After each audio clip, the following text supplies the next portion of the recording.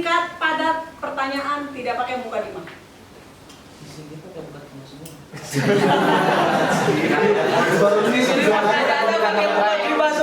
Karena moderatornya baik. Terima kasih. Gitu ya. Dan ketika kan seminar itu lebih menantang daripada forum kayak gini. Nah, ketika dia bertanya, ulang lagi pertanyaan. Bapak, jadi Bapak ingin menanyakan tentang perbedaan dua teori ya, Pak?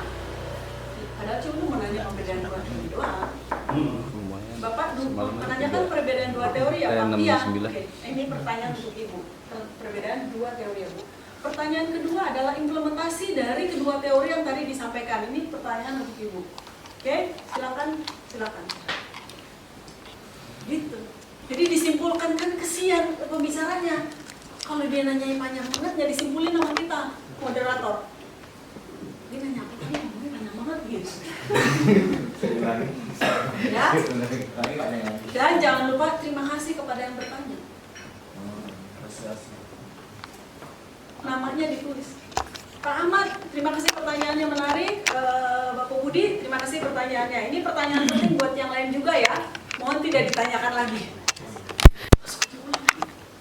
Udah terlanjur nulis, udah terlanjur kasih mikrofon. Lah kan tadi udah ditanya. Oke, itu kalau kita jadi moderator. Right? Singkat, padat. Jangan kita sotoy duluan. Menyampaikan teori-teori, menyampaikan ini, ya elah. Moderator openingnya 20 menit. Capek, Bo.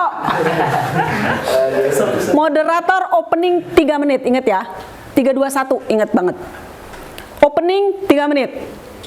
2 menit memperkenalkan pembicara, 1 menit menyampaikan aturan. Oke, 3, 2, 1. 3 menit membuka, 2 menit memperkenalkan pembicara, 1 menit menyampaikan aturan. Oke? Kita akan bicara dakwah di era digital. Nah, tadi di awal saya katakan sebenarnya ini adalah sudah dilakukan oleh teman-teman. Kita hanya mengulang-ulang saja. Teman-teman sudah punya Facebook, teman-teman sudah punya Instagram, punya. Semalam udah ada yang share di grup ini ya, YouTube-nya ya. Nanti boleh kita di-sharing ya, Teh ya. Bagaimana menyampaikan materi di YouTube atau bicara di depan kamera. Karena bicara di depan begini sama di depan kamera mungkin agak sedikit berbeda. Kalau tidak sering kita lakukan, mungkin kita akan kakunya akan lebih banyak gitu ya. Nah, pandemi ini memaksa kita untuk migrasi ke dunia kita lebih cepat. Gitu ya. Jadi yang dulu itu offline, kita dipaksa harus tahu nih Zoom, kita harus tahu yang teknis-teknis itu. Mau nggak mau itu sudah wayahnya kata orang ya, sudah waktunya, sudah harusnya. Gitu ya. 10 tahun lalu cara orang mendapatkan informasi atau pengetahuan kira-kira seperti apa? Boleh? Ada yang mau sharing? Buku. Dari buku. Dari koran. Oke, good. Dari radio. Wah, ini mendengarkan cerita apa dulu Brahma Kumbara gitu. Dari sini oke? Dari orang ke orang. Oke. Nah, 10 tahun yang lalu betul tadi ada buku dari artikel, koran, TV gitu ya. Oke ya. Nah, cara yang sekarang dan mungkin 10 tahun yang akan datang atau kemudian sudah apa-apa Google. Dulu orang mungkin ke majelis taklim, tapi sekarang share ininya dong, linknya, streamingnya apa. Nah itu kan tantangan kita juga sebagai dai kan, sebagai mubalik supaya mereka mau datang ke masjid misalnya. Datang ke masjid. Saya baru ditugaskan oleh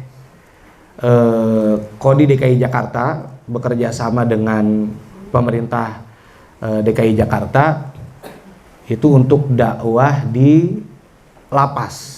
Kita disebar di tempat-tempat sosial gitu. Pertama ada di lapas, ada di rumah sakit, ada di rusun pada saat itu, sama di panti sosial. Jadi kita panti sosial itu panti jompo termasuk kakek-kakek gitu. Jadi kita ngajarin kakek-kakek sambil nuntun dia ke masjid. Begitu. Jadi kakek-kakek di depan, ya mohon maaf ya kalau kita ngajarin kakek-kakek nenek-nenek itu ya dengan segala keterbatasannya, yaitu tantangan juga dakwah. Kita pernah masuk ke sana mengisi khutbah-khutbah Jumat juga, majelis taklimnya juga. dengan materi dan silabus yang kita bentuk dan bikin bersama bareng-bareng pada saat itu. Cuman saya lebih banyak ditugaskan di lebih lama, hampir 2 tahun di lapas LP Cipinang kelas 1 Jakarta. Gitu. LP Cipinang. Jadi Cipinang itu ada tiga tempat. LP Cipinang berjajar tuh. LP Cipinang kelas 1, Rutan Cipinang, dan Cipinang Narkotika, khusus narkotika. Kalau di sini nih yang LP Cipinang yang tempat saya bertugas itu beragam kasus-kasus yang dimiliki oleh narapidana di sana begitu. Cuman ketika saya masuk di sana, saya merasakan kayaknya ini bukan penjara, ini bukannya bui, ini pesantren.